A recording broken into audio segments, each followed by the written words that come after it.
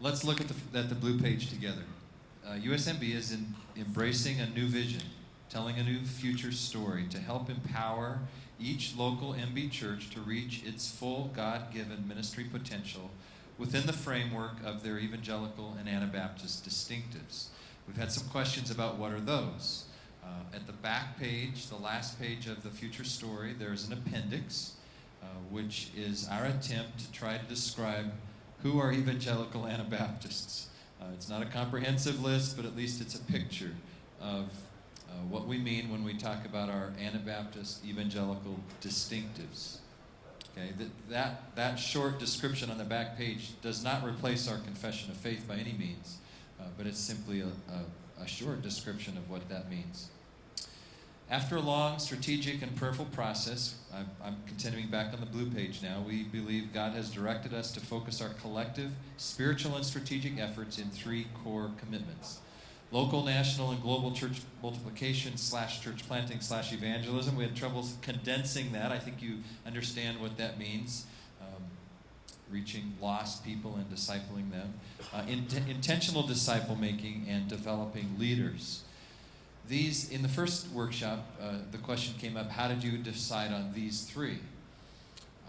It was a group effort, so it wasn't leadership board picking these 3. It kind of became the most common things that most of our leaders said we already do or were called to do. Okay, out of the 40 or 50 that met with us those 2 times. So these are things we're pretty much already doing, but we're bringing them into focus to say, as a denomination, as a conference of churches, we will intentionally focus on these 3 things, and not other things, but these 3. Okay. To help give life to these 3 commitments, USMB will support and encourage networks of MB churches to engage in collaborative efforts around one or more of these core commitments. No doubt more of our discussion will be around what are networks and how are they going to work and who's going to initiate those.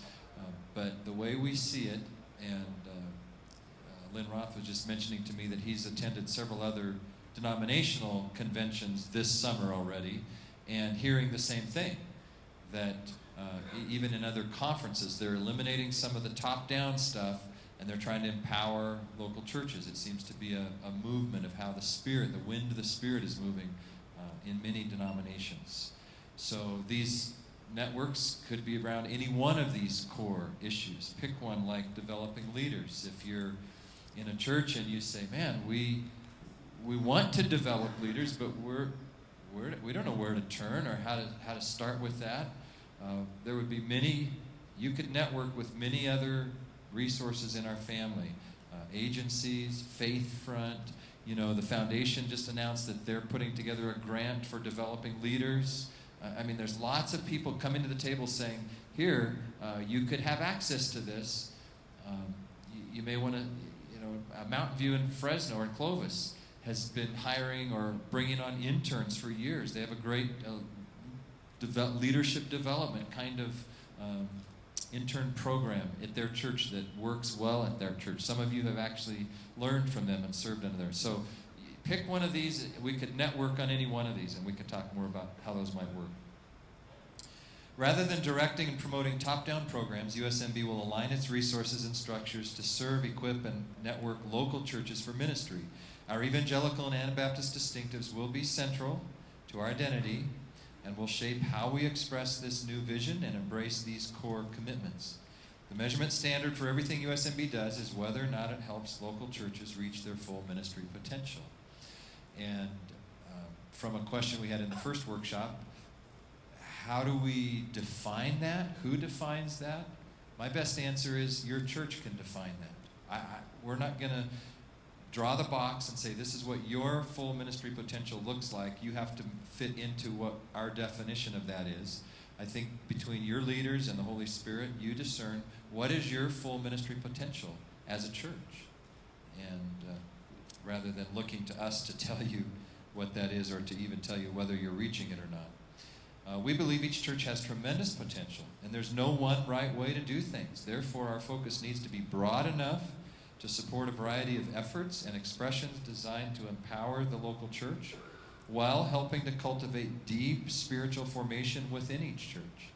We believe churches will thrive when partnering together in proactive and vibrant relationships with each other churches, agencies, and ministry partners. This synergy will produce greater kingdom impact than is possible by churches acting alone. I think we understand that, but we want to be more intentional about that going forward.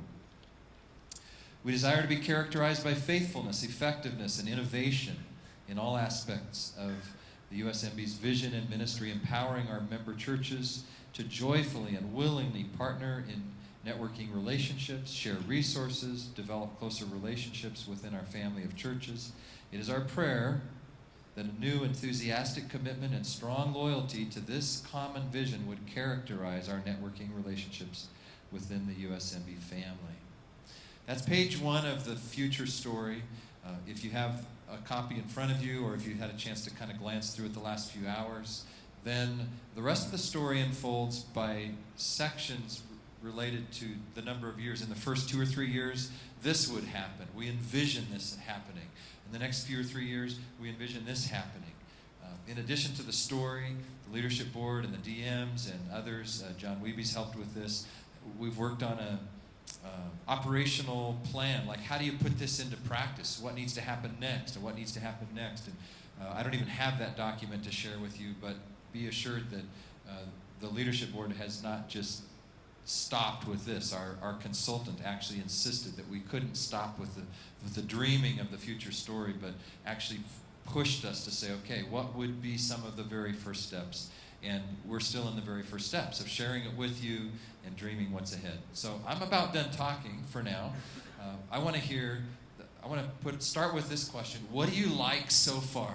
From what you heard me share before lunch, from what maybe you've read about the future story, what you've heard on this first page, what do you like so far?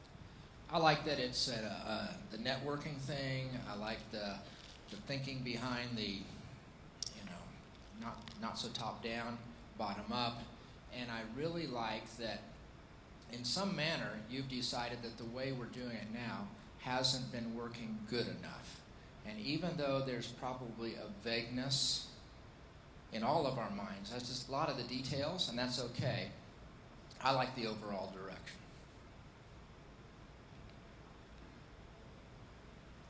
Thank you, Brent.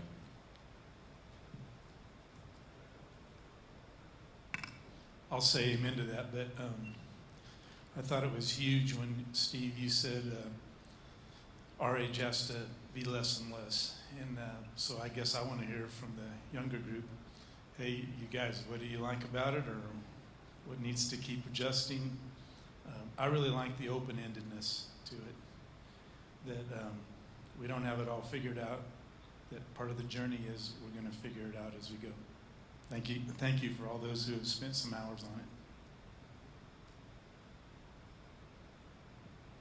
I'll concur with those comments, and one of the things I like, or the way I would say it, is that I like the open-handedness that, both in the way it's being brought to us, but also in the way it's being described as something that will have tremendous fluidity or flexibility.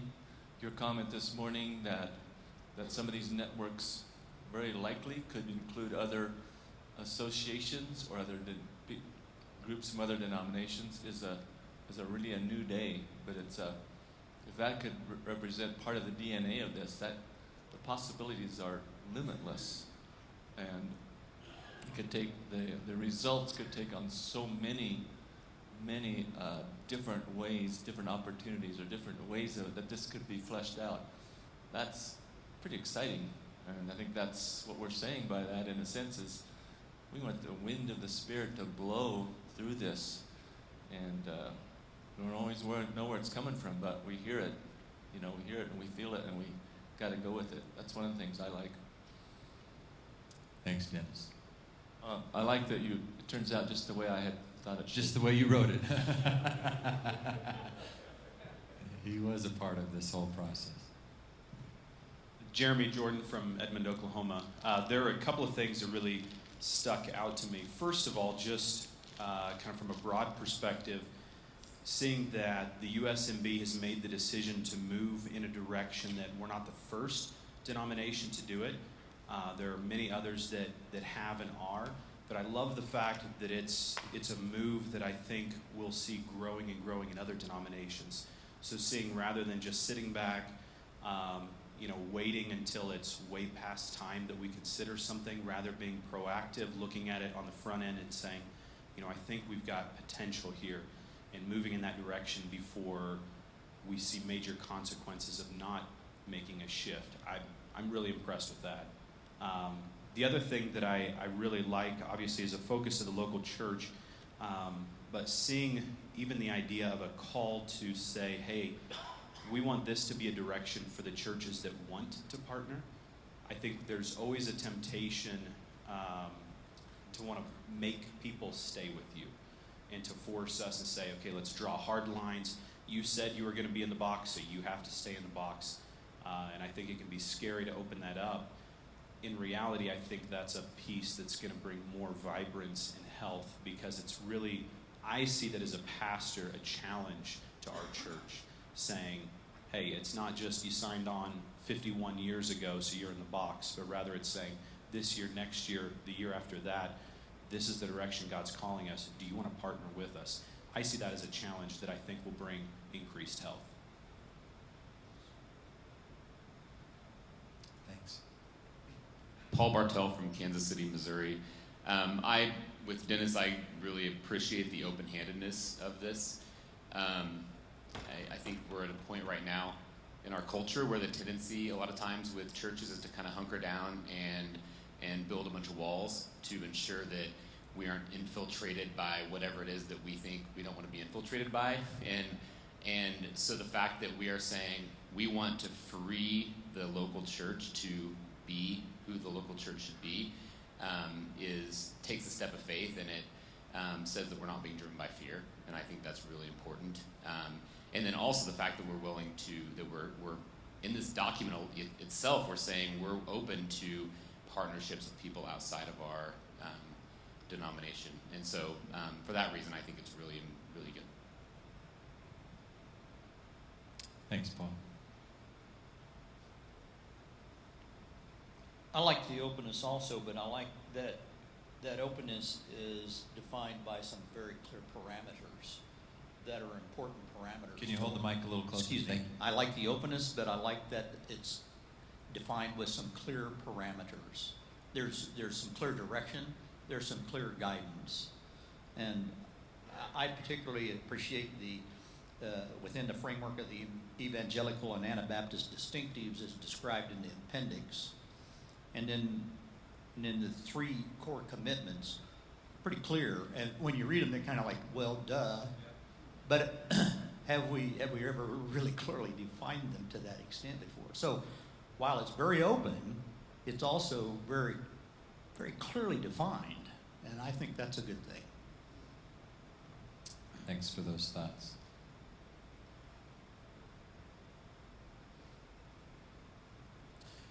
What do you want to say to us, or what do you want to ask us about the document, the vision, the future story, please? Yeah, that's one of the reasons why I took the mic, Don. I kept raising my hand and I got skipped over. So my name is Jordan Ringhofer, the lead pastor of the Kingsburg MB Church. And one of the things that I really appreciate about this and the whole process, I came from a church where oftentimes I heard, oh, you're not really MB. And even Eric shared and Paul also shared from Utah. And I've heard those comments about Utah, oh, but they're not really MB because their distinctives have been Sweebach, which I love bread like everybody else. And I love it twice, which is apparently what Sweebach means, right? Like 2 rolls. But like that, or knowing what the MCC sale was, or appreciating quilts, which are great, but a down comforter is much nicer. But like that was always the distinctive of being MB. And hearing you're not really MB is hurtful when the church that I was a part of has better Anabaptist theology now than they ever have. And so this is recognizing who we are as a movement of followers of Christ and affirming that and saying this is how we will articulate ourselves as the United States Mennonite Brethren, rather than relying on all of those things that did not make you MB because you didn't go to this, or you don't serve that, or you have no idea what Veronica is. And if you don't, you're fine. So that's all. Thank you. Amen. Thank you, brother. Okay, questions, more comments? That's what we're here for, to try to bring clarity or answer questions. Brent Workington from Wichita. Couple of things that you can respond to. One is we together are going to have to define network. What is it? There's going to have to obviously be a ton of communication to help us know when do we take the lead and when does, the national director let us know who we can network with. So the idea is good. It's just how do we get that information out, and what is a network, and that. So just lots of communication. I was in the last session here, and one of the things that kind of was prompted in my mind was the role of national director. There's a comment made last session, and I don't want to bring that into here because it might have been raised, but it was that the story or the future story doesn't give a lot of authority to the national director. Then I wondered, should we call him, Don, the national facilitator? But the old school way was top down, and that just will be needed to be clarified really clearly what this person's role is and their level of authority. Are they facilitator? What are they directing if they're a director? And then, Don, why don't you run through, our church is as loyal to Mission USA and the U.S. Conference, and we're privileged to do that. I'm also a huge believer. I'm on the MB Mission Board. So I've kind of been in both circles as on the board of directors there with the C2C. Now, we have, with this networking, a church now, and I suppose they could a year ago, gone to the district to ask for help. They could have gone to Mission USA to ask for help. Now C2C, and we have Gord over here. C2C is the church planting network in Canada. And so there's some movement of their organization, our direction. So speak to a little bit of that, and I don't know if Gord or Randy want to respond also. Just answer your first couple questions, Brent. Some of the things are vague today, and that's by design in a way, because when we talk about what's networking, everyone here will be part of that to help define what networking is. We're not going to define something, once again, that puts it in a box and this is how it has to work, because networking in one church may be a little different than another church.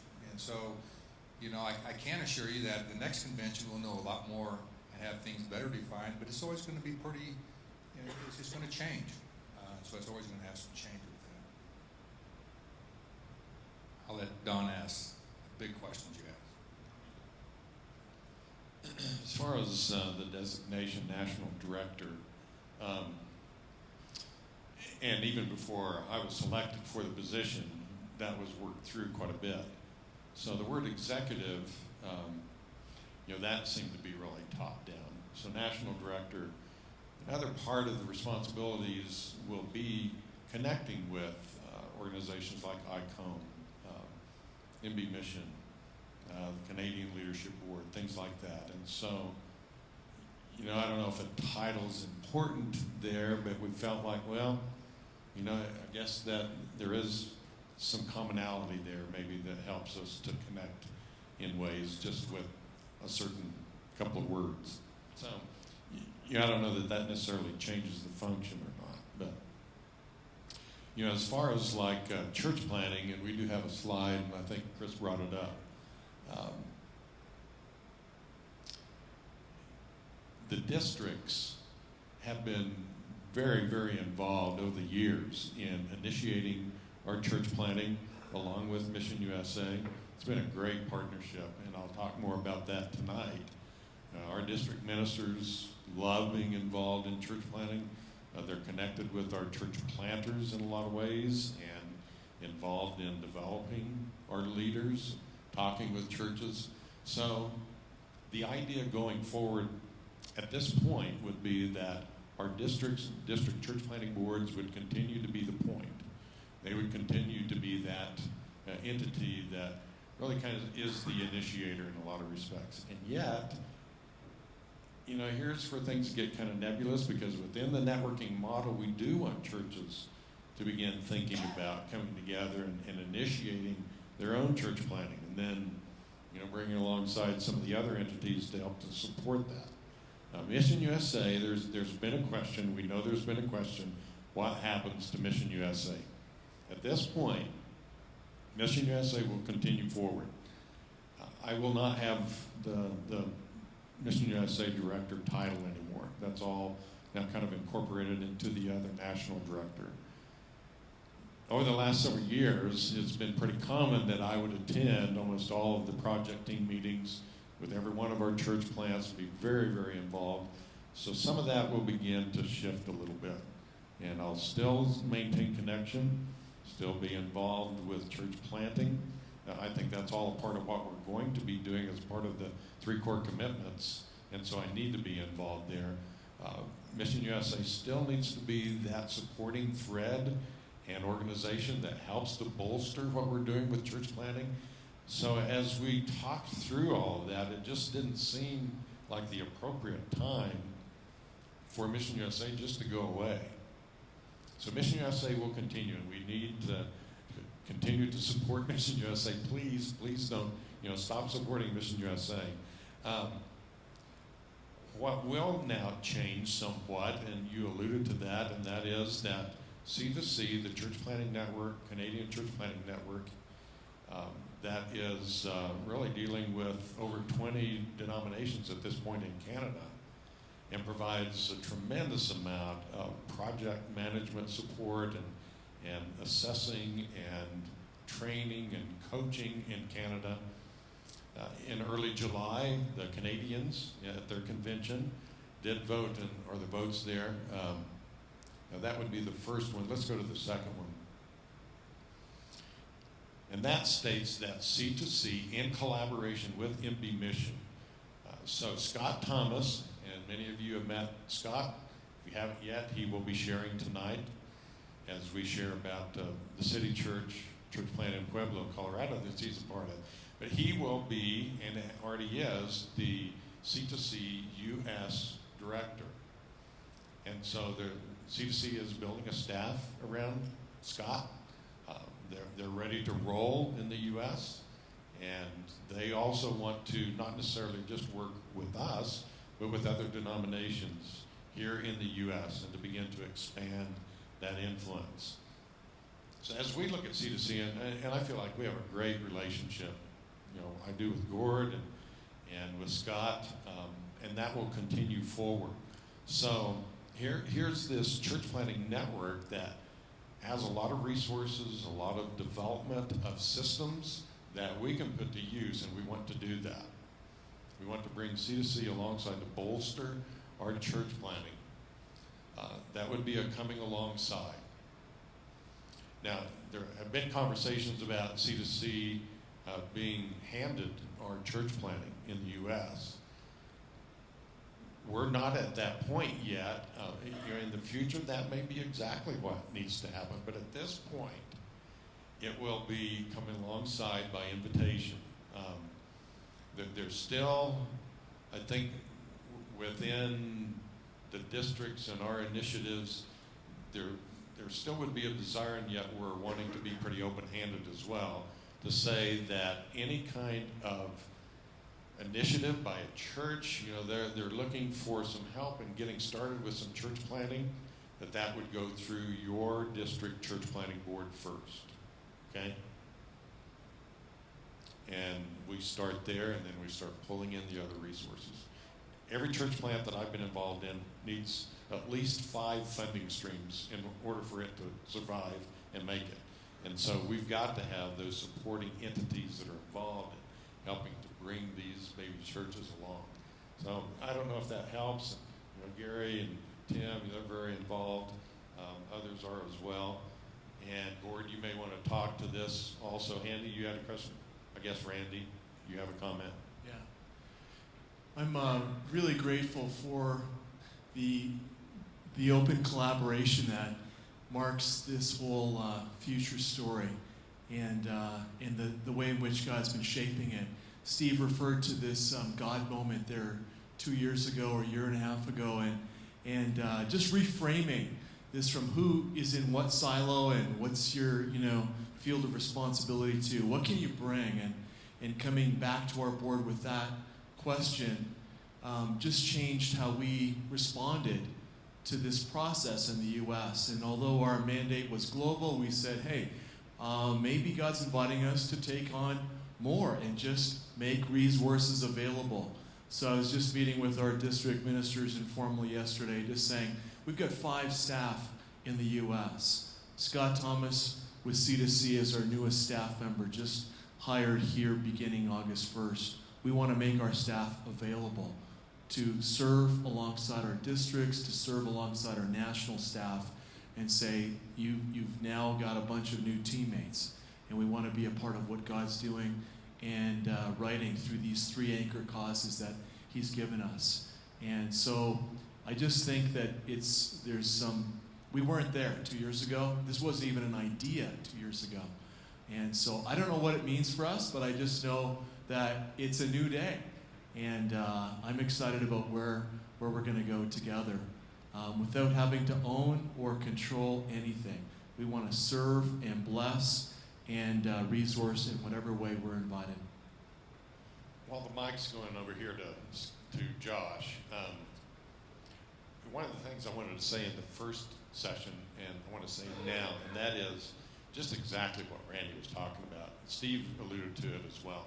This is a new day. I feel there's a different feeling among us right now, and even among our churches as well. I've had a feeling that our churches are continuing to become more and more autonomous. We get busy doing our own thing and building things, and all of a sudden we kind of find ourselves being pretty autonomous and not really very connected. So a part of it is an appeal to all of us. Can we, all of us, start to tear down those, even our own individual church silos, start thinking more collectively? And it could be that table over there. They're really kind of on fire for a particular direction, and they're connecting in a network. But that doesn't look like these USMB churches over here that are doing something together, and they're supporting one another. We don't all have to do the same thing, and that's the beauty of it for me. Until Joe Billy, Bob, and his theology from Mars starts to enter into the picture, and then we'll step in. The National BFL will be there to ensure our integrity theologically and that kind of thing. So, there are different people that have. Ellen, we'll get to you. Josh, you're next, and I'll sit down. My name's Josh, and I'm with Lighthouse Church in Denver. And this is kind of just coming from the young group, right? So like the under 30-year-olds, I guess, over here. So some of the stuff that's coming up, like, network, and these words sound really ambiguous and really odd. Like, they sound really ambiguous to us. We're kind of like, this is kind of a little bit weird. We're not really sure, what to think of that. But one of the questions came up, how is this really going to, function, well? And I think, more than anything else, my wife and I are actually able to speak to that probably better than anybody. So we're not in heritage Mennonite brethren. I didn't grow up in a Christian family. Brianne's family came to faith when they were super late in life, born in Denver, thought Mennonites were Amish, went to Tabor, didn't want anything to do with being Mennonite brethren, but fell in love with Anabaptist theology, and then fell in love with Mountain View Community Church out in Fresno. And they said, we don't really care what your background is. We want to develop you as a leader. Well, that's awesome, because no other church really cared about us. I didn't have the right last name. To be honest, we didn't have the right last name. And Brianne's a girl. And so, girls can only do children's ministry or some wacko theology like that. And so Mountain View said, you're welcome. So we came to Mountain View. And they never told us, plant an NB church. They just said, we love what you're doing. We want to support you. And so 6 years later, later, after I went to a non-Mennonite Brethren seminary, I went to Denver Seminary, came back to Mountain View and said, I want to plant a church. I love the city of Denver. I don't know how I'm going to fit. I'm weird. I'm kind of Anabaptist. I'm kind of like a weirdo mixture over here. What do I do? And they said, man, you would be welcome in the family. And so join us. And so they said, but you're not Pacific District because you're Denver. So we're going to connect the Pacific District with the Southern District, and then we're going to get you assessed with C2C. Well, C2C is in Canada, and we're like the second Americans to get assessed in Canada. And then we get support from, Mountain View Community Church. We get support from the SCC. We get support from 3 churches in Denver that are Reformed Charismatic churches that have nothing to do with Mennonite Brethren, but they're on our board because they love what we're doing. And we're supporting MB missionaries now. We already found out about the Paris team that we're excited about. So for us, it's like, this just makes sense for some of the younger church planters. And I think some of the young guys here that have planted, like, this has kind of already been happening. And it makes a lot more sense for us, at least. Like, I love the fact that I can call someone from Fresno, or I can call someone who lives in Los Angeles or whatever and say, hey, help me out. Because the culture in Denver is not the culture in Hillsboro. And as much as I love to call my Hillsboro guys or to call my guys in OKC, I need a connection that's different. And so working across the networks and working across all that is honestly like the greatest gift that we could have ever gotten. And so, and the other thing I want to say is, like, if the worry is, like, all of this language sounds ambiguous and, like, we're really terrified of the heretical people walking in the door, like, then our vision is so inward anyways that it doesn't matter. Like, what matters is, like, this world needs Jesus and it needs the gospel. And I have never really walked into a Mennonite Brethren church that really cared about the gospel and they had, like, crazy apparent or abhorrent theology. Like, it's just, if that's the fear, then what are we doing? Like, that's not going to happen. And if it does, we'll kick them out. They can go somewhere else, right? Like, but the reality is we care about the gospel, and we're living proof. Like, if this works well, it is the greatest blessing that a church plant could have, and it's the greatest blessing that our area of the city, the area of our city needs a message of peace. It needs a message of the gospel.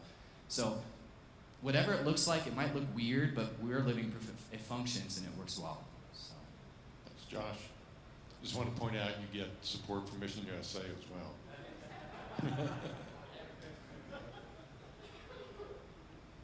My name's Ellen Funk from Community Bible Church in Olathe, Kansas. And Don, you said that churches tend to be autonomous. And that's exactly what I've experienced. In the almost 11 years I've been on staff, I worked really, really, really, really hard to try to make some networks within children's ministry, because that's the area that I've been entrusted. And it has been like pulling teeth to try to make some sort of connection. So how are you going to help us and help people that aren't on staff make those connections? We're going to need some sort of guidance. And so I know you don't have everything in place yet, but I would love to be part of that. I would love to know what your kind of vision is so we can work together. But other non-staff, so I'm thinking even some youth pastors, youth directors who aren't on necessarily paid staff, how are we going to resource them to network? Because we don't even know, who to talk to and where to go for that. I'd like to respond a little bit. How many of you younger pastors just listen to Ellen and you would raise your hand and say, I know how to help her. We could help her. There's 1, there's 2, there's 3. Are we raising your hand? They're pointing. See, there's some. Don will connect you.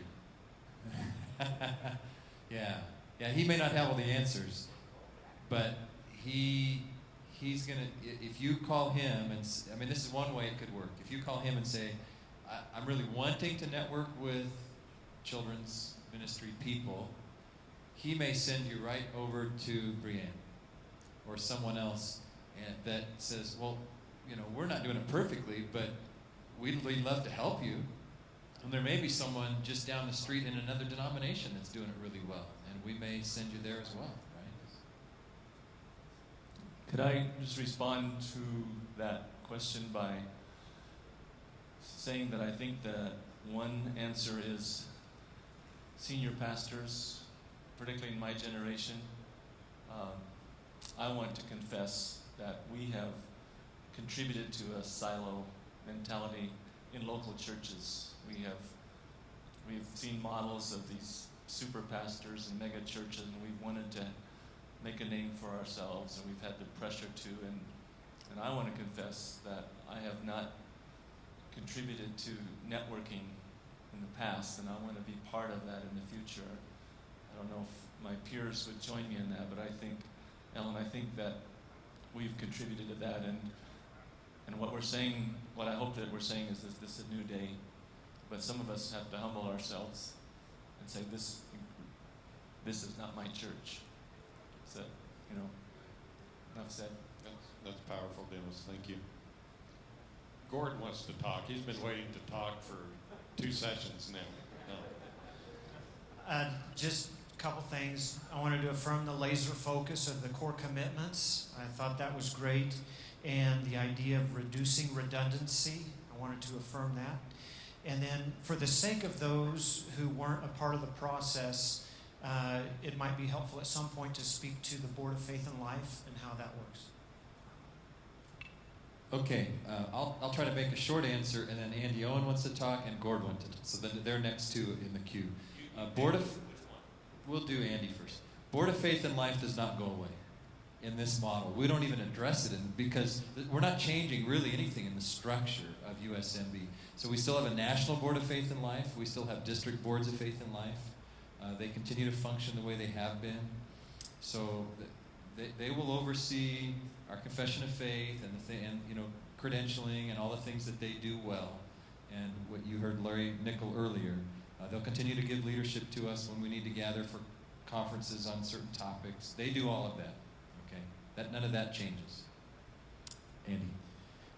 Andy Owen, and I'm from Cimarron, Kansas, but serve with NB Mission in Thailand for the last 16 years. I just want to say, really on board and excited for the future story. Been tracking with it from overseas for a while, and really privileged to be here and to see it fleshed out a little bit more. Excited to see how the Lord is going to use it and lead us forward. And just as a person who gets to serve as a bit of a bridge, I want to speak to that global piece a little bit.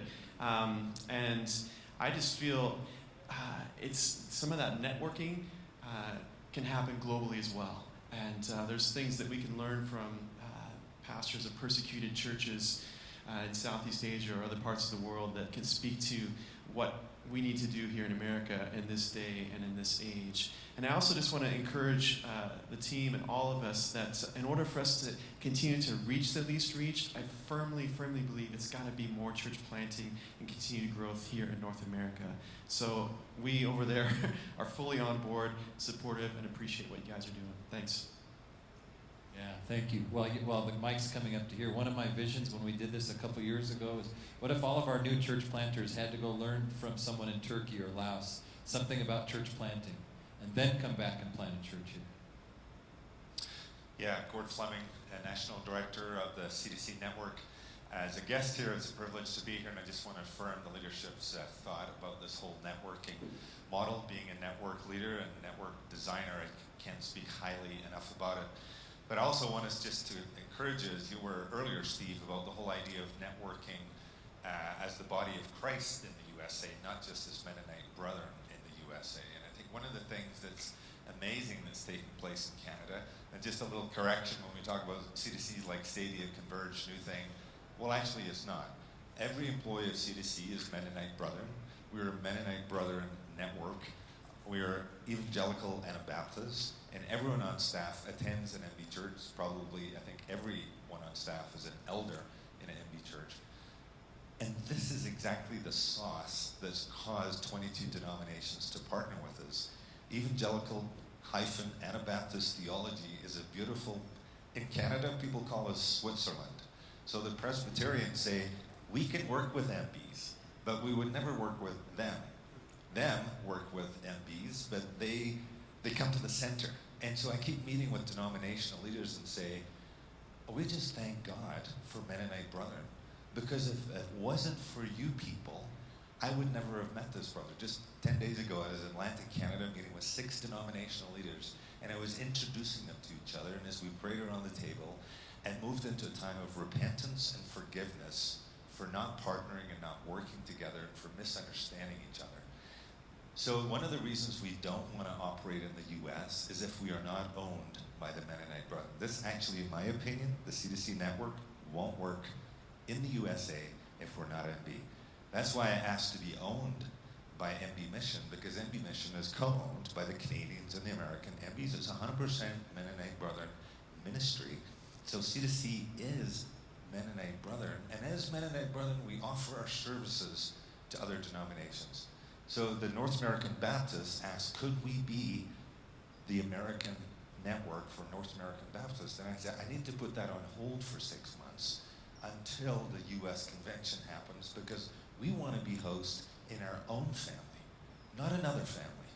So I'm asking you to own us. You don't have to use us as the exclusive. I totally affirm that it needs to be grassroots. It needs to be owned by the regions, so that the districts is our starting point. The districts are the teams. Then we have Mission USA as the point. But utilize the resources, please, of C2C, because it is MB. This is something that God has entrusted to us as a family. We have 5 staff in the USA at your disposal. Thanks.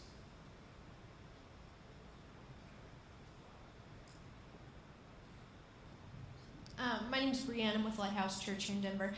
My basic question is, I didn't grow up in B. This may be a really foundational question. But we're talking about getting rid of the top-down structure, encouraging the local church. So, number one, why do we keep the districts if we're already talking about getting rid of the top-down? Secondly, I think the answer is because it's geographically central and we can help each other. But there has been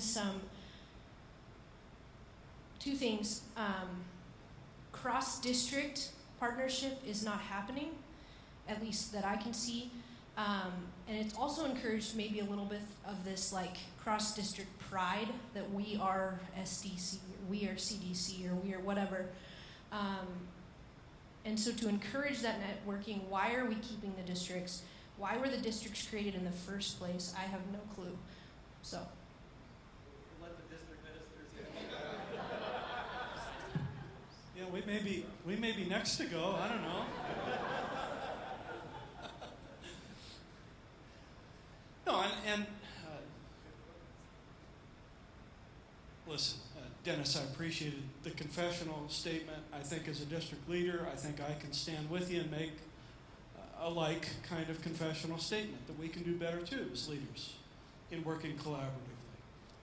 We've contributed to the creation of silos as well.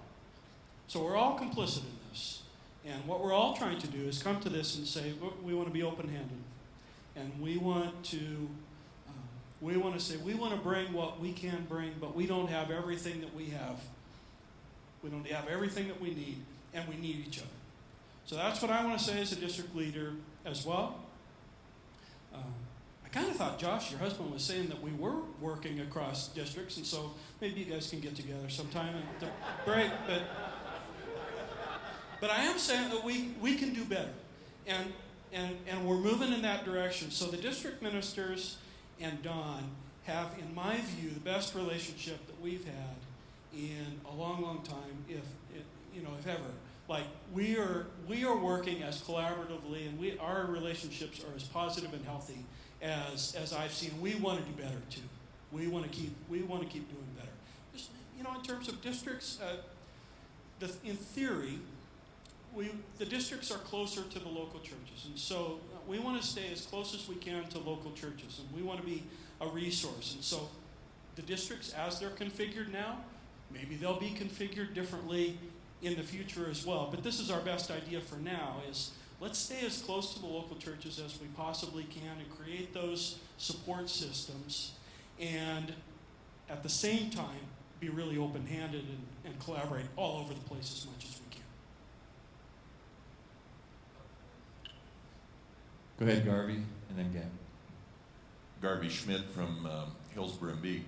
Appreciate all the work you've done, tremendous, and it's energizing and exciting to hear what God has in store for us.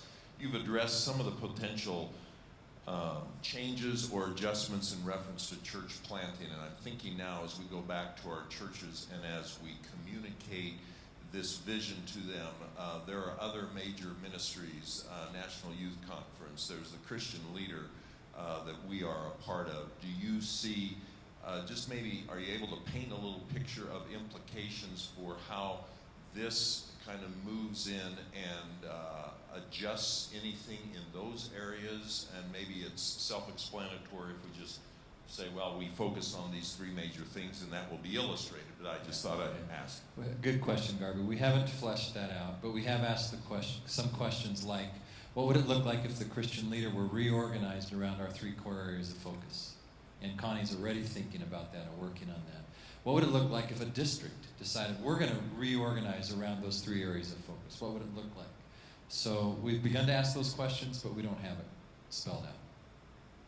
Yeah. If I could just contribute a quick thought. Sorry. The seed that was planted in my heart that was firmly rooted in the Mennonite Brethren story, in essence, who are, didn't have good enough soil to grow up in. The old model was too small. And what I'm hearing here brings rejoicing in my heart for where I believe our whole story is heading in its trajectory. So I celebrate the foresight and the humility to lay down the structure that has been and to open it up for new leaders and old leaders to come together across districts, across leadership models, into the laity leadership and pastoral to flourish as we have been called to flourish. So, way to go. Thank you. Thank you. We have about 5 minutes. If you have a question or comment, we'd like to take it, yeah? I'll make this short. Jeremy again from Edmond, Oklahoma. But on the networking piece, my wife and I were just kind of chit-chatting back and forth here. That's somewhat of a generational term, and I think sometimes it's hard to understand exactly what that looks like because, quite honestly, it looks very different all the time. But let me give you a quick picture of how I've seen networking in the last 3 days.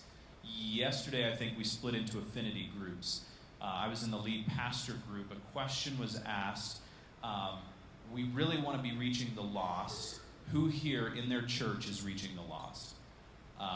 It was both the saddest moment and an exciting moment because literally we all sat and stared at each other and one person raised their hand, which was really difficult to see. That out of roughly, I think in our group we had about 15 or 20 pastors, and there was one that could raise his hand and say our church is reaching the lost. I think under the old model, that's kind of what we saw. But what we saw after that was over the next probably 6 or 8 hours, I saw pastors continually meeting with the individual who raised their hand. And that's networking.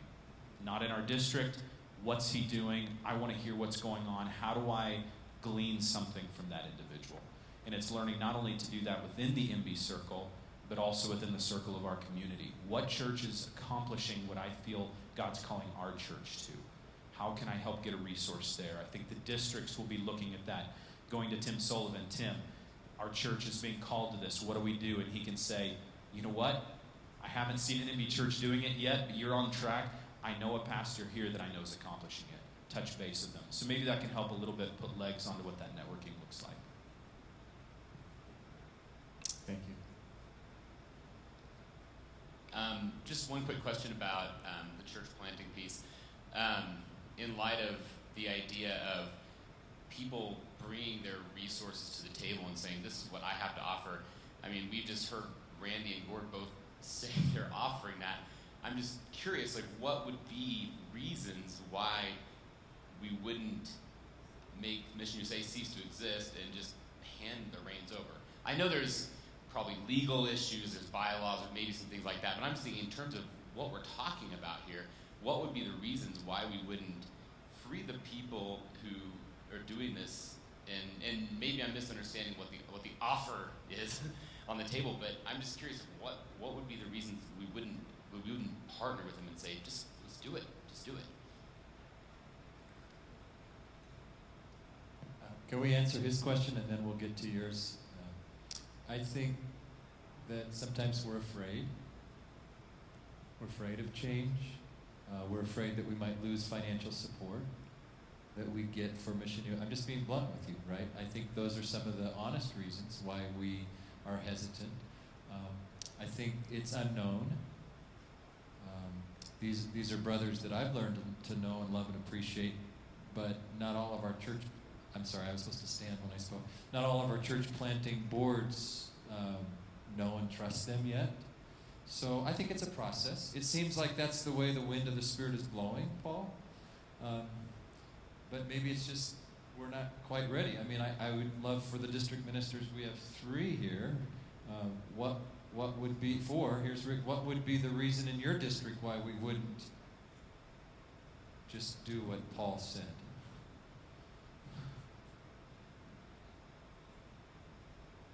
Tim Sullivan, Southern District. Steve, you mentioned one of them, which is there's a certain name recognition with Mission USA that our churches have connected with, a vision and a movement that in some respects has been at the core of who we are as USMBs. It's that church planting thing. C2C is saying we'd like to participate with you in doing that. I don't know that it won't be at some point where Mission USA does go away, and it is nothing but C2C. So districts, US partner together with C2C, but at this point we have a movement that we've inaugurated. There are churches that are freshly planted, some churches that are kind of in the middle of the cycle of being planted, and others that are kind of transitioning on into being juveniles or whatever they are at that point.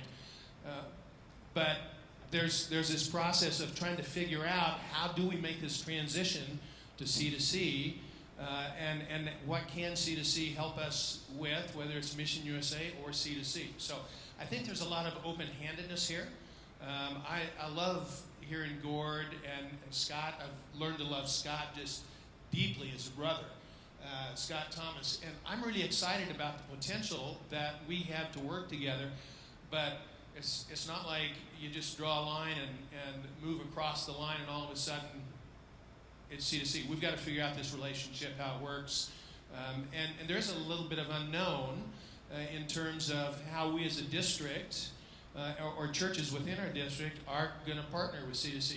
We've rubbed shoulders with Gord really just a couple of times. And so we got to figure that out as we're moving forward. But Paul, your point is well taken. We've got to be open and figure out what the future is and how to move forward with it. So. Thank you. Because of time, I'm going to let you have a question behind Gord. Could you please stand in? My name is John Wall, North Fresno Church in Fresno, a long ways from here. But, I mean, we're talking about all this networking. And this young lady right over here asked about, I need some help with my children's program. How does she know what other church has an exemplary program? When I taught our schools, we were able to brag a little bit about what was real good at our going on. And we gave those to our district administrator. And someone else could do the same thing. And that district administrator could help say, well, they got a fantastic program going over there. And so that's how we were able to network. And I think this will give churches a neat chance to kind of brag a little bit about some of the stuff going on. I mean, we've had interns at North Fresno Church for 4 or 5 years too. They're not the only ones. I mean, there are just things that are going on in each church that are good. But other churches don't know about them. And that's kind of my comment. That's a great comment. And we've sent one from our church to your church. And it's a good experience. Hey, thank you. Only because of time, we're going to cut it off. We have a general session that starts at 4 o'clock, which is 13 minutes. So thank you for sharing your ideas, your feedback, your affirmation, your questions. We do value those. We've been recording those. And if you want to come up front and add some more of your own personal comments, we'd welcome those. We'll see you at 4 o'clock.